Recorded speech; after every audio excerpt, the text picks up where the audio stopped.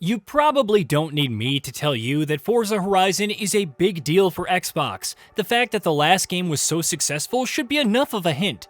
But Forza Horizon 6 is something special, and not because it's finally venturing to Japan after years of requests. It's bigger, sure, and definitely denser, but as far as open-world racing experiences and Forza Horizon as a whole goes, there's a certain magic in the air. With its launch on May 19th for Xbox Series X and S and PC and Premium Edition owners gaining access on May 15th, let's dive into 15 more things you should know, starting with the main attraction. Updates to Anna. Forza Horizon 6 will bring back Anna, but with some useful upgrades. According to Windows Central, the in-game assistant can now guide you towards your next progression objective and even drive you there automatically. There's also a cinematic mode that removes the HUD, giving the journey a more relaxed feel, almost like Red Dead Redemption 2's cinematic travel system. Not trying to be GTA. What you shouldn't expect is people, or at least in the traditional open world sense. Production director Mike Bennett told IGN outright, "We're not GTA, and we're not trying to be GTA." The impression that this is a living city as opposed to the aftermath of the Shibuya incident is due to the so-called branding of the Horizon Festival, where the team places its residents. It's probably not all that different from the crowds cheering on the sidelines during races, but the effect should feel more subtle, while still making Tokyo feel alive. Fog of War. So in that sense, good luck finding it all. Remember, you're a tourist in Japan, which means a good chunk of your journey involves discovering it.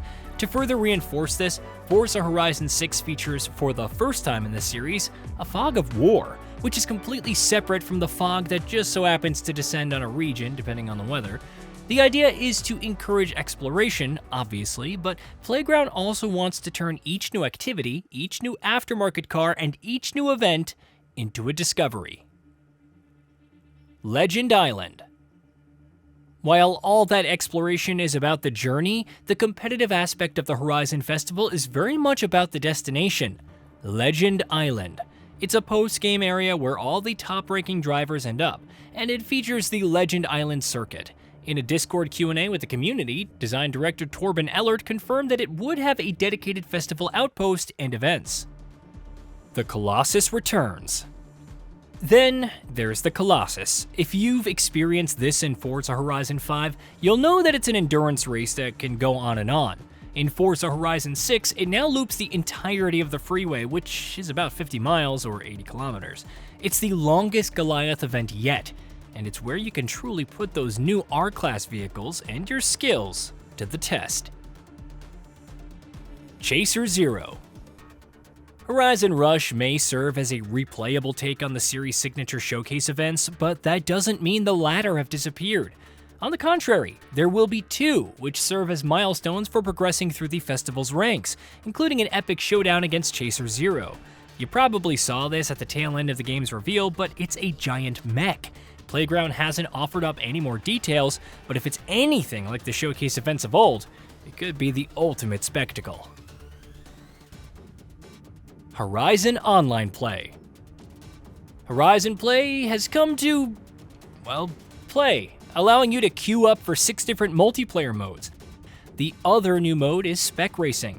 It's essentially the same road and dirt races, but now everyone is in the same vehicle, leveling the playing field. And yes, there is a Spec Racing Championship. Barn Finds and Treasure Cars.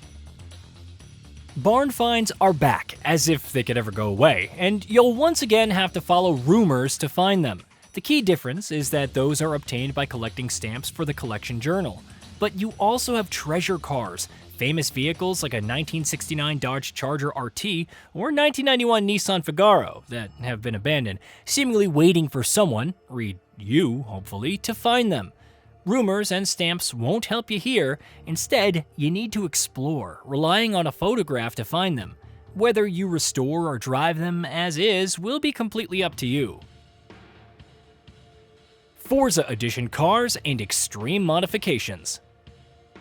Arguably, the cream of the crop when it comes to pure collection value, Forza Edition cars also return, and like everything else, there's a catch. They now sport extreme modifications that aren't found anywhere else, and include custom versions of the 2010 Lexus LFA, the 1994 Mazda MX-5 Miata, the 1994 Subaru Vivio RX-R Forza Edition, and others. Don't count on picking them up from a showroom.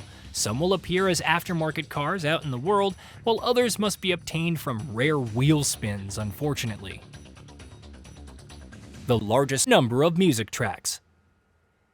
Anyone who's enjoyed a Forza Horizon title will tell you about how essential the music can be, and Forza Horizon 6 is no exception. There are 9 stations to choose from, almost fitting given the 9 base biomes and all the usual suspects: Horizon Pulse, Horizon Bass Arena, and Horizon XS. They're all here, complete with artists like Baby Metal, One OK Rock Tsutomeo, Ado, and even Hikaru Utada. And that's not even getting into the likes of Linkin Park, Rise Against, Young Bae, Tame Impala, and more. It's the largest collection of tracks in a Horizon title to date, and we can't wait to get lost in it all. Festival playlist cars available sooner. Much as we love the festival playlists and its rotating challenges, the fact that you couldn't obtain its cars once that specific playlist disappeared was not fun, especially if you're new to the game. Forza Horizon 5 eventually patched this several years later and added them to the Horizon Backstage shop, but Playground is changing things up for Forza Horizon 6. While it didn't go into specific details, it confirmed in the same Discord Q&A that some vehicles will appear after playlists have left, including occasionally as aftermarket cars. Whether they're obtained through other means remains to be seen, but it's better than waiting for some playlist to return. PC requirements. I'm not going to sugarcoat it. If you want to run Forza Horizon 6 at its peak, that's 4K 60fps plus with ray-traced reflections and GI on extreme settings, then strap in. You'll need a Core i7-12700K or Ryzen 7 7700X, 32GB of RAM, an RTX 5070 Ti or RTX 9070 XT, and an NVMe SSD. And upscaling will need to be enabled. On the bright side, the other settings aren't nearly as harsh.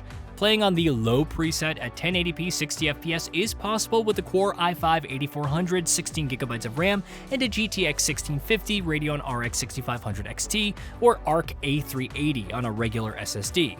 The recommended requirements, which deliver 60+ FPS at 1440p on the high preset, require an Intel Core i5-12400F, 32GB of RAM, an SSD, and an RTX 3060 Ti, RX 6700 XT, or an ARC A580. Finally, for Extreme, you need the same CPU and an NVMe SSD as the Extreme RT preset, but with an RTX 4070 Ti or Radeon RX 7900 XT and 24GB of RAM. Sure, it doesn't have ray tracing, but native 4K is a decent trade-off. Benchmark real-time memory usage, and more. It's amazing to see all the little improvements made with the PC version. For example, you can now live preview most graphics settings and change them without restarting. A benchmark is also available, and you can check video and system memory usage in real time. If that wasn't enough, cross-save is supported across all platforms, even the future PS5 version.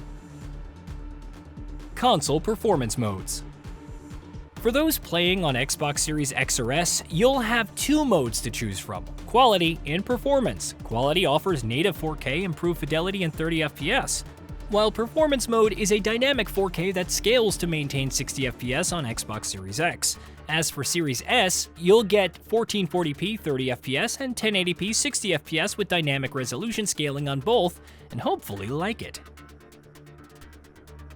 Post-launch expansions. Even with free updates and the Car Pass, which includes 30 new cars, each dispensed weekly, your Horizon journey doesn't end with the base game's launch. As with its predecessor, there are 2 premium expansions coming after launch. Their respective premises remain a mystery, but they each include a new location, new vehicles, and fun new gameplay to engage with. For now, however, buckle up and dive into what may very well be the racing game to beat for years to come. Hey, did you know that we at Gaming Bolt upload new videos every day? Stick around, drop a like, subscribe, and hit that bell. And let us know what kind of content you'd like to see in the future with a comment below.